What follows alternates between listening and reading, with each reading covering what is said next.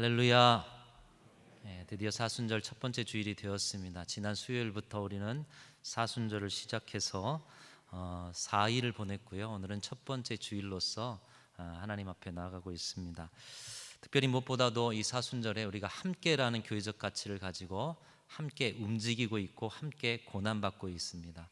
깨어 기도하기 위해서 새벽 제단을 아니면 개인 기도 시간을 구별하고 있고요. 또 신약 성경을 함께 완독해 보기 위해서 한 걸음 한 걸음 가고, 오늘은 마태복음을 함께 완독하게 될 것입니다. 또 여러분의 손으로 해당된 분량의 성경을 필사해 가고요. 또 한 끼를 금식해 가면서 간절한 마음으로 시대를 향해, 교회를 향해, 우리 자신을 향해 애통해 하고 있습니다. 그리고 그 후에는 함께 나눔도 하게 될 것인데요. 교회가 교회되는 기초석 중에 하나는 바로 한 마음 한 뜻으로 함께 주님의 뜻을 향해 나아가는 것일 것입니다.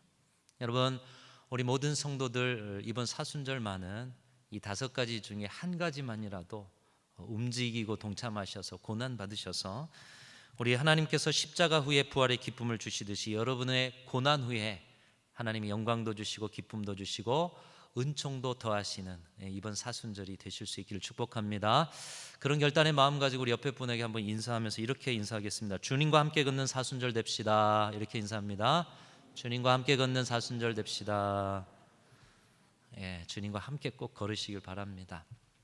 오늘 본문은 바벨론 포로 생활 가운데 있는 이스라엘 백성들에게 하나님이 이사야를 보내셔서 이사야를 통해서 위로와 소망의 메시지를 전해주시는 말씀입니다.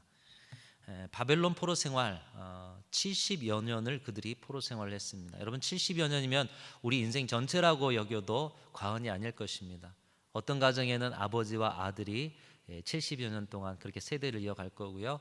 어떤 가정은 할아버지와 아들과 아들이 그렇게 이어가는 가정도 있을 것입니다. 70여 년의 평생의 인생 동안에 포로 생활을 해야 된다.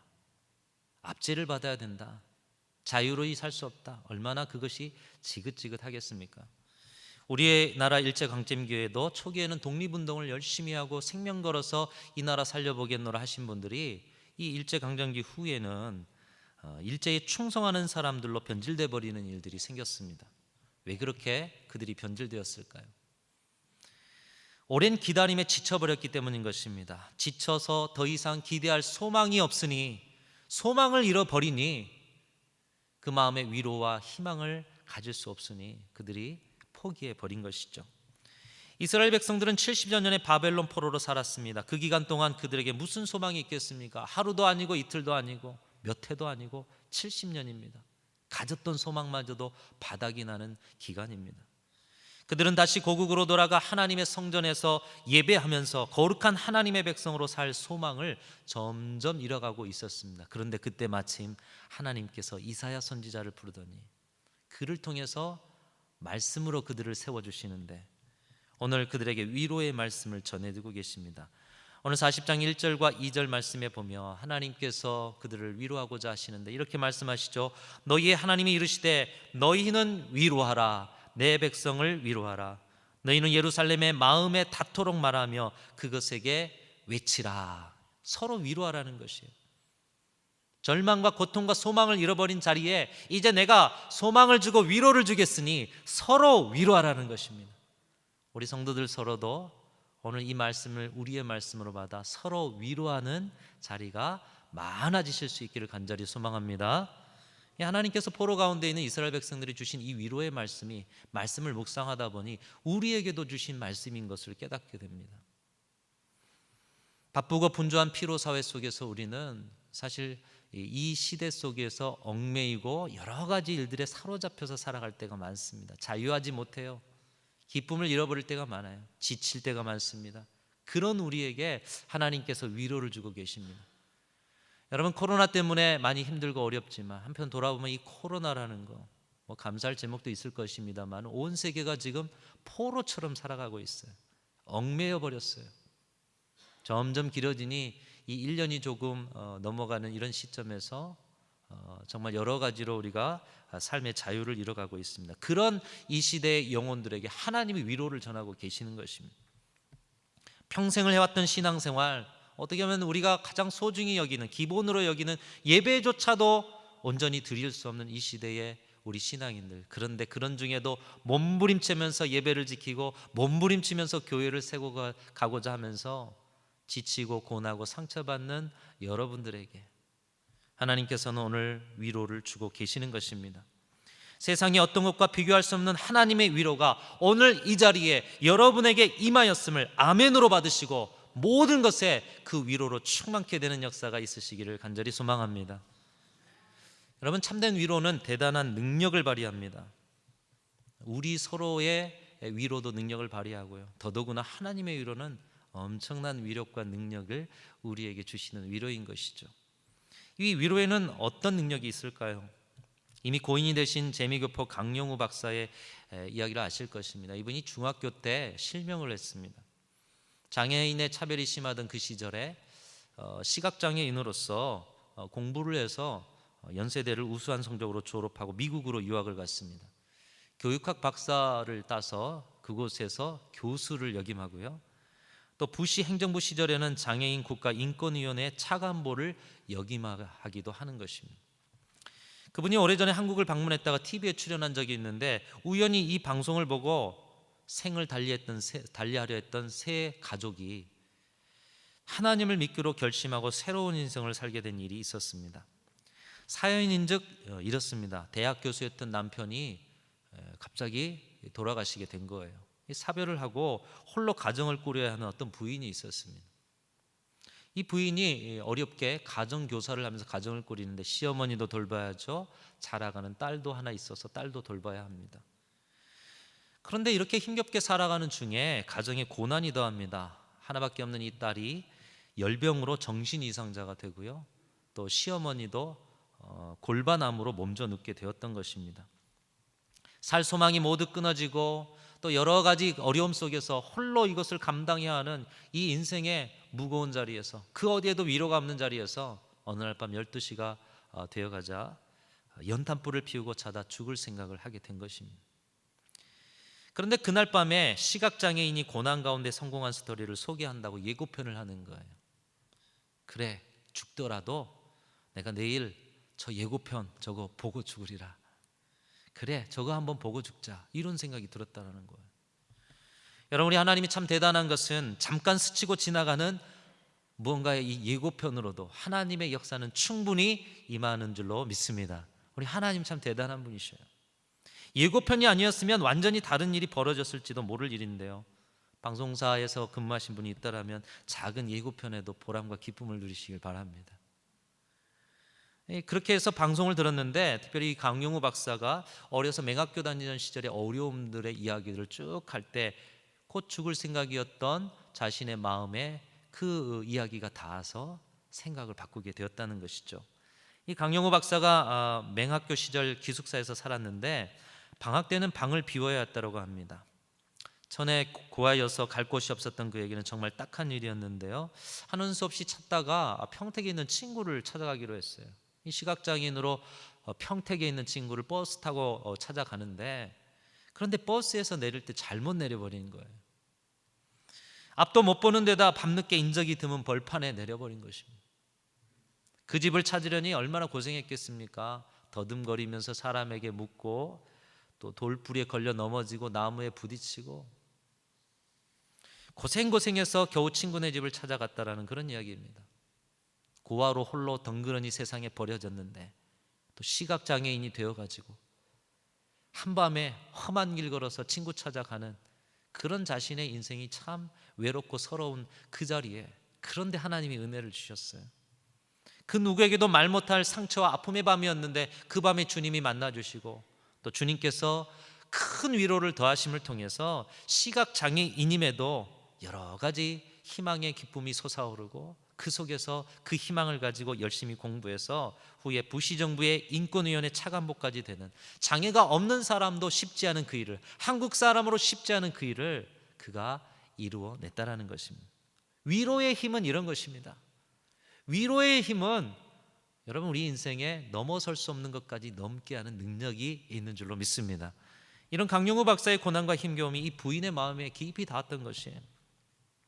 그런 이야기를 듣고 보니 자기는 형편없이 형편이 훨씬 낫구나 하는 생각에 위로가 되더라는 거예요. 자기의 형편은 이 사람보다 더 좋다. 먹을 것도 있고요. 그래도 잘 집이 작게나마 있고요. 비록 병들어 있지만 함께할 가족도 있고요.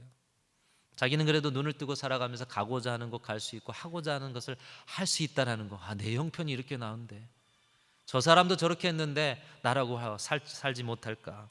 마음에 큰 위로를 받았다고 합니다. 그래, 저 사람도 저렇게 멋지게 살아가는데 나도 한번 멋지게 살아보자. 그리고 그 즉시 하나님을 믿기 위해서 교회로 가고 또 특별히 신앙 양육을 잘 받아서 신학교에 들어가 복음 사역자로 헌신하게 됐다라는 사연입니다. 여러분, 어쩌면 지나칠 예고편이었습니다. 그리고 어쩌면 남의 불행의 이야기였습니다. 가슴에 다가오지 않을 수도 있었습니다. 그런데 하나님께서 그에게 은혜를 주셔서 하나님의 위로를 부어 주셨다라는 것이에요.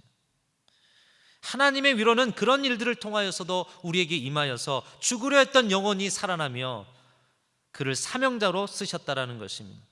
여러분, 하나님의 위로는 오늘도 여러분의 인생 구석구석 숨어 있는 줄로 믿습니다. 보석같이 숨어 있어요. 알지 못하는 지나치는 일에도 하나님의 위로는 숨어 있으니 여러분의 삶에서 찾아보십시오. 보물찾기 하듯 찾아보십시오. 위로의 힘이라는 건 이런 것입니다. 작은 위로라도 그 위로가 마음에 와닿으면 죽을 사람을 살리고 절망에 있는 사람을 건지며 포기하려고 하는 사람을 다시 세워서 달리게 하는 것이 위로의 힘인 것입니다. 우리 인간은 누구나 불완전합니다. 연약합니다. 그래서 모두가 다 위로가 필요합니다. 저도 인간에게 위로가 필요하고요. 여러분들도 다 위로가 필요합니다. 그 어떤 위로라도 마음에 와닿으면 삶이 변화되고 새 힘이 생겨나게 되는 것입니다. 문학가 장영희 씨는 위로에 대해서 이렇게 말합니다. 인간이 아름다운 이유는 슬퍼도 상처받아도 서로를 위로하며 어떻게 사랑하며 살아가는가를 추구할 줄 알기 때문이다. 우리 서로 사랑하며 어떻게 위로할지를 알기 때문에 우리 인간의 생애가 아름답다라는 것입니다. 사랑하는 성도 여러분, 여러분을 통해서 세상이 아름다워지실 수 있기를 주님의 이름으로 축원합니다. 여러분도 하나님의 위로로 충만하실 뿐만 아니라 여러분 주변 분들을 위로하셔서 세상을, 인생을 아름답게 만들어 가실 수 있기를 간절히 소망합니다. 우리 순천중앙교회에서는 곳곳에 다른 소리 없고 위로하는 소리만 넘쳐나실 수 있기를 축복합니다. 우리 한번 결단하는 마음으로 한번 옆에 계신 분들 한번 바라보십시오. 한번 둘씩 셋씩 짝지고 한번 바라만 보십시오. 그리고 저를 따라서 한번 결단을 한번 해보시는 것입니다. 자, 저를 따라서 결단합니다. 당신이 어떤 상황에 있든지, 자, 옆에 분 보시면서요, 마지막까지 위로하는 한 사람이 되겠습니다. 자, 또 따라합니다. 제가 어떤 상황 가운데 있든지 마지막까지 저를 위로하는 한 사람이 되어주세요. 우리 서로가 그런 위로를 주고받는 관계라면 이것은 천국이 되어질 줄로 믿습니다. 그럼 천국이 이루는 거 쉬워요. 하나님이 내게 주신 위로를 꺼내서 다른 사람에게 주시면 돼요. 오늘 결단했으니 우리 순천중앙교회는 천국이 될 줄로 믿습니다. 우리가 이렇게 하나님이 주시는 위로를 얻고 또 그 위로를 가지고 누군가를 위로하는 삶을 살게 하시기 위해서 하나님께서 오늘 말씀을 통해서 우리에게 명령하시는 것이 있습니다. 광야 같은 인생 가운데 위로의 주인이신 하나님이 오실 길을 예비하라고 말씀하고 있습니다. 사막 같은 인생 가운데 위로의 주인이신 우리 하나님의 대로를 평탄케 해라, 이렇게 말씀하고 있습니다. 하나님의 위로를 얻기 위해서 하나님이 오실 길을 만들고 하나님의 위로를 얻기 위해서 하나님이 오실 대로를 우리의 심령과 인생 가운데 만들어라는 명령을 저와 여러분에게 주고 계시다는 것이, 우리가 위로받아야 누구를 위로할 수 있죠. 사실 누군가를 위로할 수 없는 것은 우리 안에 충분한 위로가 없기 때문이에요. 근데 그 충분한 위로를 주신 하나님께서 위로를 받기 위해서 심령의 인생에 하나님이 오실 대로를 평탄케 하고 예비하라고 명령하고 계시다는 것입니다. 우리나라는 정말 이 토목공사 같은 경우에는, 길을 만드는 일 같은 경우는 기가 막히게 잘하는 것 같습니다. 지금 전국 방방곡곡을 다녀도 길이 너무나 잘 닦여 있습니다. 하나님께서 우리에게 위로 주시기 위해서 오실 길도 그렇게 좀 잘 닦아봐라. 내가 위로 줄 테니 너희의 심령의 인생에 내가 갈 대로를 그렇게 좀 잘 닦아봐라. 영적 토목공사를 좀 잘 해봐라. 이렇게 명령하시는 거예요.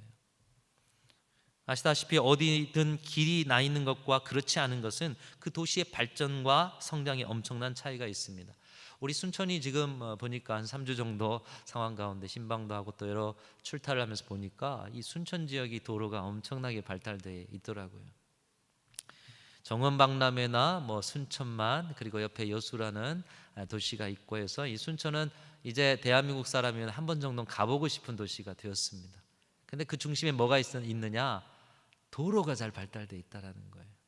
보니까 옆에 있는 다른 지역, 뭐 광양이나 뭐 벌교나 고흥이나 구례나 30분 안에 거의 도착할 수 있는 그런 정도로 도로가 아주 발달되어 있더라고요.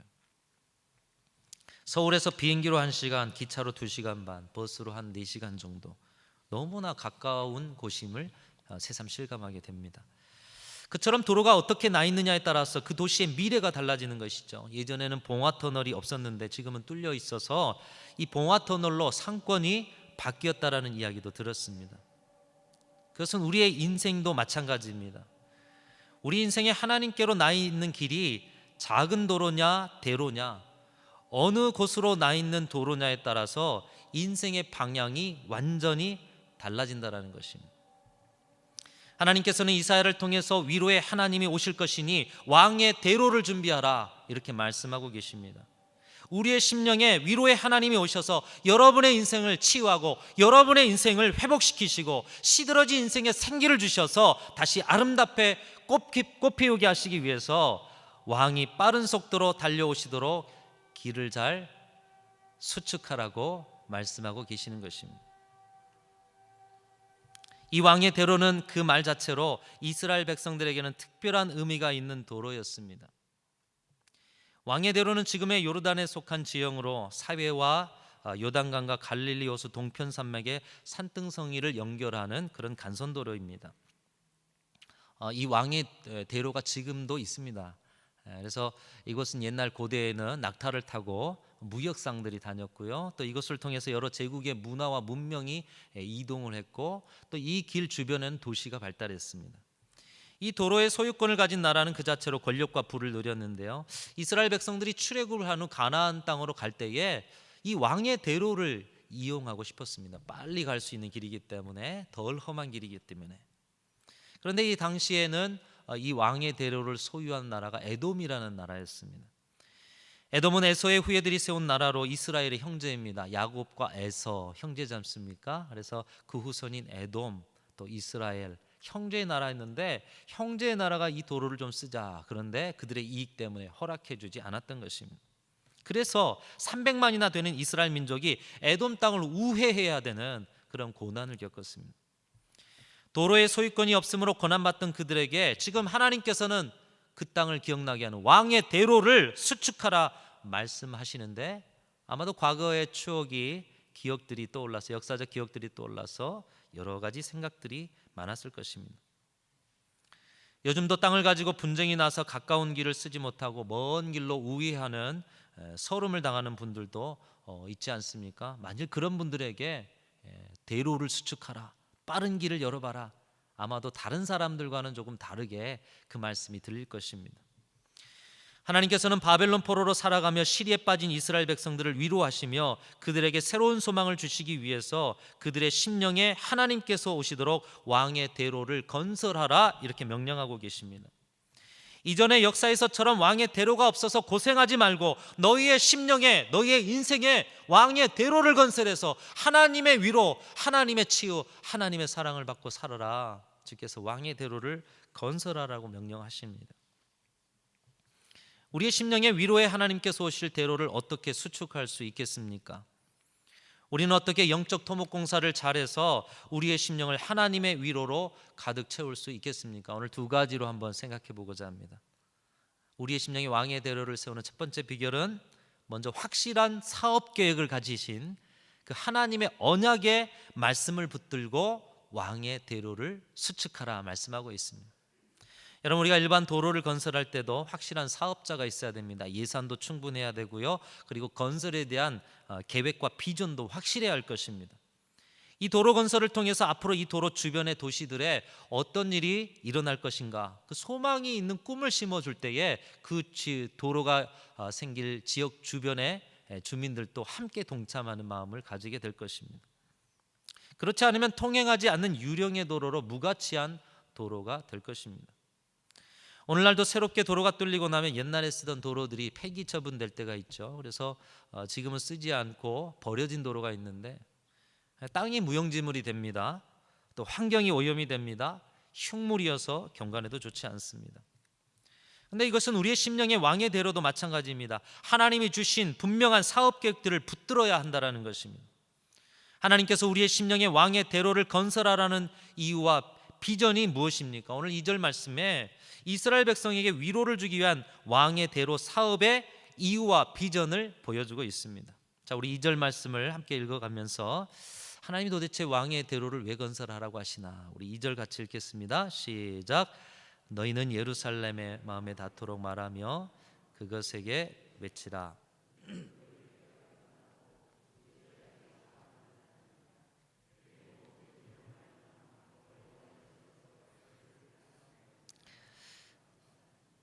지금 이스라엘 백성들은 포로 생활 중입니다. 왜 그들이 포로 생활을 하게 됐죠? 우상 숭배와 하나님의 말씀에 대해서 불순종했기 때문입니다. 그들의 죄로 인해서, 그들의 불순종에 의해서 심판을 받았던 것이죠. 근데 하나님은 그들을 심판하시면서도 긍휼히 여겨주셨습니다. 왜요? 하나님의 백성이었기 때문에. 그래서 예레미야를 통해 70년 후에는 너희가 포로 귀환할 것이다, 다시 돌아오게 될 것이다. 이사야를 통해서도 이제 그 죄악에 대한 사함을 다 받았다, 포로의 노예의 때가 끝났다라고 오늘 2절을 통해서 선언해주고 계시는 것입니다. 이제 하나님이 약속하신 70년의 때가 차 얼마 있지 않아서 포로 귀환을 하고 고국으로 돌아가게 될 것이다라는 그런 약속의 말씀을 주고 계시는 것이죠. 그러나 그들의 현실은 달라진 것이 없었습니다. 여전히 그들은 대제국 바벨론의 포로 생활 가운데 있었어요. 이 말씀을 지금 받고 있는 상황 가운데도 그들은 포로였습니다. 그 대제국의 포로의 힘으로 바벨론을 탈출하는 것을 꿈도 꾸지 못할 그런 일이었습니다. 여러분, 우리 일제시대 때 우리나라가 우리 스스로의 힘만으로 독립을 할 수 있었을까요? 그럴 수는 없었을 것입니다. 온갖 힘을 다 썼지만요, 마찬가지죠. 하루 이틀도 아닌 70여 년을 포로 생활을 했는데 점점 이 독립에 대한 소망이 이뤄지고 귀환에 대한 소망이 이뤄질 때 그들에게 이 말씀이 지금 선포가 되고 있는 거예요. 포로 귀환에 대한 답이 없는 현실 가운데 말씀이 선포가 되고 있는 것입니다. 하나님께서는 그들에게 이미 예언하셨고 이제 그때가 차간다라고 말씀하고 계시는 것입니다. 그러니 그 소망을 붙들고 심령의 위로의 대로를 건설하라 말씀하고 있습니다. 상황은 달라지지 않았지만 하나님의 말씀은 선포되고 있습니다. 여러분, 여기에서 우리는 심령의 대로를 무엇을 근거로, 무엇을 설계대로, 무엇을 비전으로 삼고 살아가야 하는가를 확실하게 말씀을 통해 보게 되는 것입니다. 그것은 하나님의 약속의 말씀이 근거라는 것이에요. 지금 상황은 달라지지 않았을지라도 하나님의 약속을 붙들고 그 하나님의 사업 계획을 믿고 소망 가운데 심령의 왕의 대로를 건설하라라고 말씀하고 있습니다. 왜냐? 오늘 우리가 읽은 말씀 이후에 8절을 보면 그 이유가 나오고 있습니다. 풀은 마르고 꽃은 시드나 우리 하나님의 말씀은 영원히 서리라. 오늘 비록 너희가 포로 생활 가운데 있지만 내가 너희에게 전하는 이 약속의 말씀은 영원히 설 것이다. 지금 너희를 포로 가운데 붙잡고 있는 바벨론이 영원할 것 같지만 그런 인생과 인생의 역사는 풀과 같고 꽃과 같이 시들 수밖에 없는 것이요, 나 여호와 하나님의 말씀은 영원한 것이기에 그 영원한 말씀 붙들고 왕의 대로를 수축하여 그 대로를 통해 위로받고 살아라, 주께서 말씀하고 계시는 것입니다. 이스라엘 백성들이 바벨론 포로로부터 회복될 것이라는 일은 지금에는 전혀 보이지 않는 일이기 때문에 허망한 일이라 생각할 수 있지만 영원하신 하나님의 계획을 믿음으로 바라보는 사람은 기대가 되고 기쁨이 차오를 수밖에 없었던 것입니다. 하나님께서는 그 약속의 말씀을 믿고 하나님과 같은 꿈을 꾸는 사람들에게 그 약속을 성취해 보여주셨습니다. 이 대제국 바벨론, 무너지지 않을 것 같은 바벨론이 인생의 그 역사의 수레바퀴를 움직이시는 하나님의 역사에 의해서 무너지는 일이 벌어지게 되는 것이에요. 페르시아라는 나라를 일으켜 세웁니다. 듣도 보도 못한 고레스라는 왕을 세웁니다. 그를 통해서 바벨론 포로에서 복귀를 시켜주고 또 성전을 짓도록 지원을 받습니다. 그 어떤 사람이 상상하지 못할 방법으로 바벨론 포로 70년 동안 풀과 꽃처럼 시들어 없어지는 사람과 달리 70여 년 후 오늘 주시는 이 약속의 말씀이 성취되고 많은 것을 하나님이 보여주신다라는 것입니다. 하나님의 약속의 말씀을 확고하게 믿는 사람들은 바벨론 포로 중에서도 하나님이 주신 회복의 말씀으로 미래를 꿈꾸며 그의 심령에 펼쳐진 믿음의 왕의 대로를 통해서 큰 위로를 받았다라는 것입니다. 첫 번째로 여러분의 마음의 왕의 대로를 수축하는 길, 그것은 말씀을 붙드는 길이다. 약속의 말씀, 시들지 않은 말씀을 붙들고 여러분의 심령에 왕의 대로를 수축해서 여러분의 상황은 어떠할지라도 그 상황 속에서도 하나님의 위로를 받고 살아가시는 귀한 성도들이 되실 수 있기를 간절히 소망합니다. 두 번째로 왕의 대로를 위한 작업은 뭐냐? 평탄화 작업을 해야 한다는 것입니다. 길 없는 곳에 길을 내기 위해서 어떤 작업들을 해야 하는지 오늘 보면 4절은 말씀하고 있습니다. 우리 4절도 함께 읽어가시면서 특별히 이 사순절에 여러분의 마음속에 왕의 대로를 어떻게 만들 수 있는가 비결을 한번 찾아보시기 바랍니다. 4절 같이 읽습니다. 시작. 골짜기마다 도두어지며 산마다 언덕마다 낮아지며 고르지 아니한 것이 평탄하게 되며 험한 것이 평지가 될 것이요. 지금 움푹 패인 골짜기가 마차가 달리고 왕이 달려올 대로가 되려면 어떻게 해야 한다고요? 흙이 메꿔져서 돋아져야 한다라는 것이에요. 또 높은 산이나 언덕 어떻게 마차가 달릴 수가 있겠습니까? 깎아내야 한다라는 거예요. 왕이 오실 수 있도록. 울퉁불퉁 고르지 아니한 곳, 험한 곳 어떻게 합니까? 평탄화해서 평지로 만들어 가야 한다라는 것입니다. 이것은 하나님이 주시는 위로를 받기 위해서 우리의 심령에도 이 평탄화 작업을 통해 평지를 만드는 일을 해야 한다라고 말씀하시는 것입니다. 여러분의 심령에, 여러분의 인생의 교회 안에 왕 되신 우리 하나님께서 오시는 자리를 만들기 위해서는 평탄화 작업을 하셔야 한다는 거예요. 광야 같은 인생 살면서 인생의 폭풍으로 움푹 패인 자리가 많으실 겁니다. 상처를 입어 움푹 패이고 또 여러 가지 갈등으로 인해서 움푹 패이고 원치 않은 많은 고난으로 해서 움푹 패인 자리, 여러분 어떻게 그 자리에 왕이 달려오실 수가 있겠습니까? 하나님의 은혜의 흙으로 잘 메꿔서 복돋아야 한다는 것입니다. 왕이신 하나님께서 오시는데 또 높은 산이라 언덕처럼 그분이 오시는 길에 장애가 되는 그런 자리도 여러분의 심령의 인생에 있다라는 것입니다. 교만으로 솟아오른 것, 깎아낼 때 평지가 될 때에 왕께서 그 자리에 오신다라는 것이에요. 삶의 순간순간 떠오르는 불평과 불만으로 여기저기 울퉁불퉁한 마음, 여러분 생각해 보십시오. 여러분의 마음은 어떻습니까? 오늘도 어떤 일을 당할 때는 툭툭 붉어지는 마음, 이 울퉁불퉁한 마음, 평탄화 작업을 해야 한다는 거예요. 이 평탄화 작업은 어떻게 할 수 있습니까? 우리의 힘으로 할 수 없습니다. 우리의 힘으로 할 수 있었다면 진즉 우리는 주께서 주시는 위로와 천국과 같은 삶을 살았겠죠.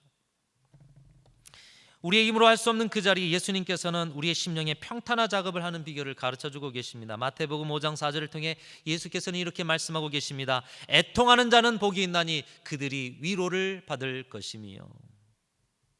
우리의 심령의 평탄화 작업은 애통하는 데 있다라는 것입니다. 심령의 상처나 움푹 패인 자리, 교만으로 인해서 산처럼 언덕처럼 장애가 되어 있는 자리, 온갖 불평과 염려로 울퉁불퉁한 그 자리를 붙들고 하나님 앞에서 애통할 때에 성령께서 그 자리에 오셔서 우리의 심령을, 우리의 인생을, 우리의 교회를, 이 시대를 왕이 오실 대로를 열어주시는 놀라운 은혜를 체험하게 될 줄로 믿습니다. 여러분, 이번 사순절에 우리가 해야 될 일이 그것입니다. 애통하는 것이에요. 우리는 우리의 자신의 마음 가운데 어쩔 수 없는 자리를 많이 가지고 있는 자들이기 때문에 상처 많고 교만하고 불평과 염려 속에 살아가는 우리의 심령을 붙들고 성령께서 내 심령을, 내 인생을 평지로 좀 만들어 주십시오. 애통할 때에 성령이 여러분의 마음을 평지로, 대로로 만들어 주실 줄로 믿습니다.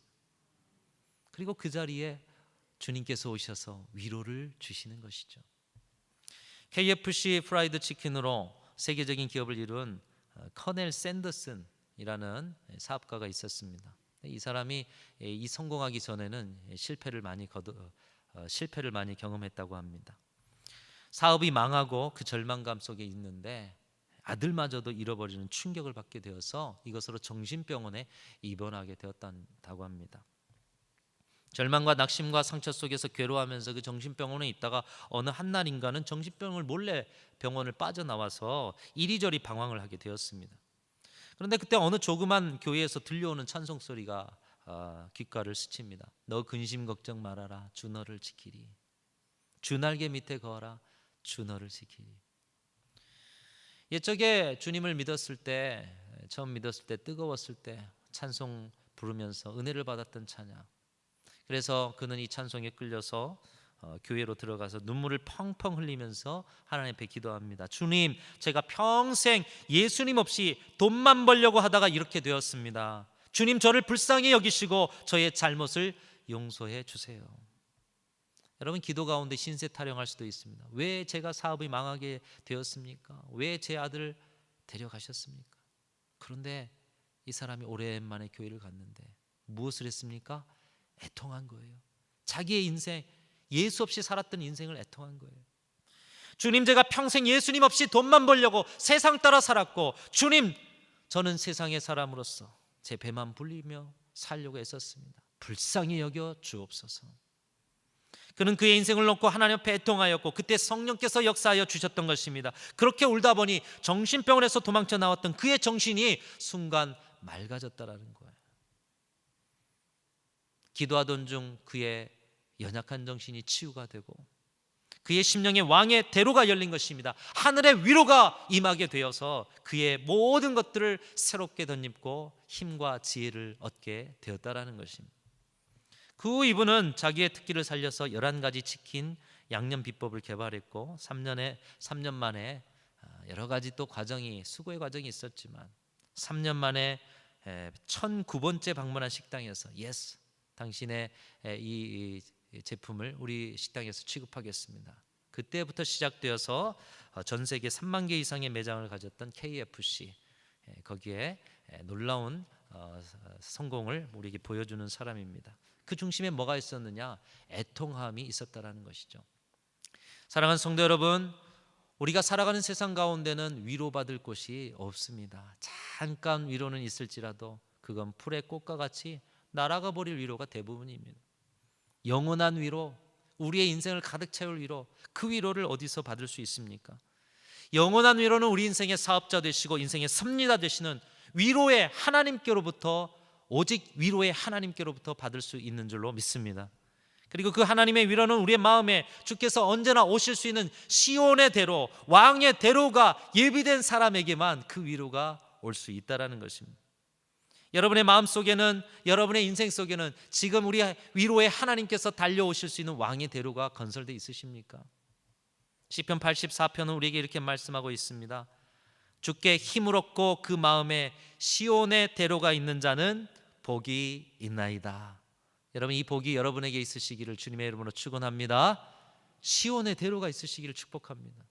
우리가 사순절 주님의 고난을 묵상하고 살아가고 또 여러 가지 일들을 또 하나님 앞에 결단하지만 우리 안에 시온의 대로가 열리지 못하면 우리가 위로받을 수가 없고, 우리 안에 위로가 없다라면 그 누구도 위로할 수 없는 사람으로 살 수밖에 없는 것입니다.